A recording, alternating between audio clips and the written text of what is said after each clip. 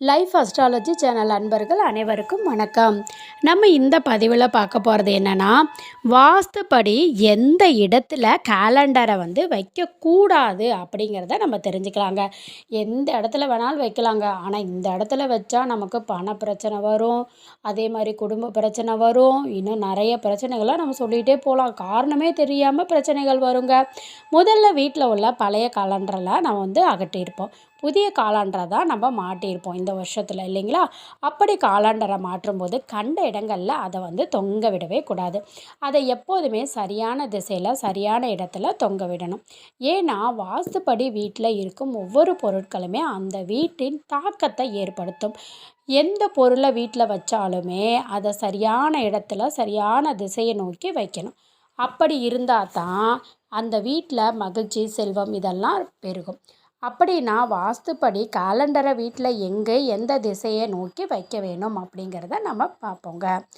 அதே மாதிரி வீட்டில் புதிய காலண்டரை தொங்க விடுறீங்க அப்படின்னா பழைய காலண்டரை எடுத்துட்டு நீங்கள் பயன்படுத்தணும். புத்தாண்டு ஒரு புதிய தொடக்கத்தை பிரதிபலிக்குது, இல்லைங்களா? இந்த நிலையில் பழைய காலண்டர் கடந்த காலத்தை குறிக்கிறதுனால அதை அப்புறப்படுத்தாமல் வச்சிங்கன்னா அது எதிர்மறை ஆற்றலை வீட்டில் அதிகரிக்கும். நிறைய பேர் பார்த்திங்கன்னா முக்கியமாக பழைய காலண்டருக்கு மேலேயே அந்த புது காலண்டரை வைக்கிறத தவிர்க்கிறது நல்லதுங்க. பழைய காலண்டரை வீட்டில் நிறைய பேர் சேமித்து வைக்கிற பழக்கம் இருக்கும். ஏன்னா வாஸ்துப்படி பழைய காலண்டர் வீட்டில் வாஸ்து குறைபாடுகளை ஏற்படுத்தி ஆரோக்கிய பிரச்சனை, முன்னேற்றத்தில் தடை இதெல்லாம் ஏற்படுத்தும். ஒரு வேளை பழைய காலண்டரில் கடவுளோட படம் இருக்குது, எனக்கு அதை கண்ட இடத்துல தூக்கி போடுறதுக்கு விருப்பம் இல்லை அப்படின்னு நினச்சிங்கன்னா ஓடுற ஆற்றுல போடலாம். அல்லது பார்த்தீங்க அப்படின்னா நீங்கள் ஏதாவது கோவில் சைடு போனீங்கன்னா அந்த இடத்துல அங்கே வைக்கலாம், தப்பு கிடையாது. நீங்கள் இது இந்த அட்டை தான், இது அந்த தண்ணியில் போடும்போது அது அப்படியே ஊறி கரைஞ்சி போயிருங்க. அதனால் அதில் கூட போடலாம், ஒன்றும் தப்பு கிடையாது. சரி, எந்த திசையில் காலண்டரை நம்ம வைக்கணும் அப்படின்னு கேட்டிங்கன்னா, வாஸ்துப்படி காலண்டரை வைக்க சிறந்த திசை அப்படின்னா மேற்கு. இந்த திசை ஆற்றல் ஓட்டத்தை சீராக வைக்கக்கூடிய வீட்டில் பண வரவை அதிகரிக்கும். அடுத்ததாக வடக்கு திசை காலண்டரை வைக்கலாம். இந்த வடக்கு திசை செல்வத்தின் தெய்வமான குபேரன் குடியிருக்கும் திசை.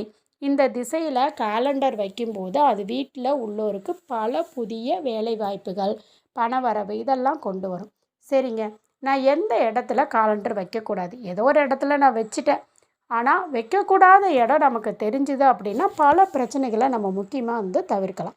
அதாவது ஒருத்தருக்கு பிடிச்ச விஷயம் என்னங்கிறத விட அவங்களுக்கு பிடிக்காத விஷயத்த நம்ம செய்யாமல் இருக்கும்போதே அவங்களுக்கு மனது அளவில் நம்ம மேலே ரொம்ப மதிப்பு மரியாதையும் இருக்கும். அந்த மாதிரி நம்ம எந்த இடத்துல காலண்டரை வைக்கக்கூடாது அப்படின்னு பார்த்திங்கன்னா, காலண்டரை வைக்கக்கூடாது அப்படின்னு வச்சா அது வீட்டோட பண இழப்பை அந்த காலண்டரை எப்போதுமே தெற்கு திசையில் வைக்கக்கூடாதுங்க. அப்படி வச்சிங்கன்னா அது வீட்டோட பண இழப்புகள் இல்லைன்னா ஆரோக்கிய பிரச்சனைகளை அதிகரிக்கும். இந்த திசையை அறவே தவிர்த்துடுங்க. அதே மாதிரி கேலண்டரை எப்போதுமே கதவு ஜன்னல்களுக்கு பின்னாடி இல்லைன்னா பக்கத்தில் வைக்கிறத தவிர்க்கணும். ஒருவேளை இந்த இடத்துல வச்சா அது வீட்டோட இருக்கக்கூடிய முன்னேற்றம், வெற்றியின் தடையை ஏற்படுத்தும். இந்த பகுதியில் காலண்டரை கண்டிப்பாக வைக்காதீங்க. நிறைய பேர் பார்த்திங்கன்னா அந்த ஜன்னலில் தொங்க விடுவாங்க. அல்லது பார்த்திங்க அப்படின்னா அவங்க அந்த வடக்கு திசை அப்படிங்கும்போது அந்த இடத்துல கதவு வரதுனால கதவுக்கு பின்னாடி பெரிய அந்த மாத காலாண்டரு இதெல்லாம் மாட்டி விடுவாங்க. இந்த மாதிரி விஷயத்தெல்லாம் தவிர்க்கிறது அப்படிங்கிறது ரொம்ப ரொம்ப ரொம்ப நல்லதுங்க.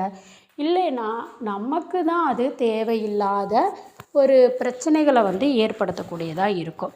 அதனால் கண்டிப்பாக நீங்கள் காலண்டரை மாட்டி வைக்கக்கூடிய திசை அப்படின்னா வடக்கு திசையில் நீங்கள் மாட்டி வைக்கலாம். நான் சொன்ன மாதிரி அந்த இடத்துல ஒரு வேளை உங்களுக்கு இது வருது, ஜன்னல் வருதுன்னா அந்த ஜன்னலை தொங்க விடாதீங்க. பக்கத்துலேயே ஒரு ஆணி அடித்து அந்த மாதிரி தொங்க விடலாம், தப்பு எதுவும் கிடையாதுங்க. வடக்கு திசையில் தொங்க விடலாம். அதே மாதிரி பார்த்திங்க அப்படின்னா நம்ம சொன்ன மாதிரி புதிய காலண்டரை தொங்க விடும்போது பழைய காலண்டரை கண்டிப்பாக தூக்கி போட்டுருங்க, யூஸ் பண்ணாதீங்க. அப்படி யூஸ் பண்ணிங்கன்னா பெரிய பிரச்சனைகளை நம்ம ஃபேஸ் பண்ண வேண்டியது இருக்கும். இந்த பதிவு உங்களுக்கு பயனுள்ளதாக இருந்துச்சுன்னா வீடியோ லைக் பண்ணிக்கோங்க, சேனலை சப்ஸ்கிரைப் பண்ணிக்கோங்க. நன்றி.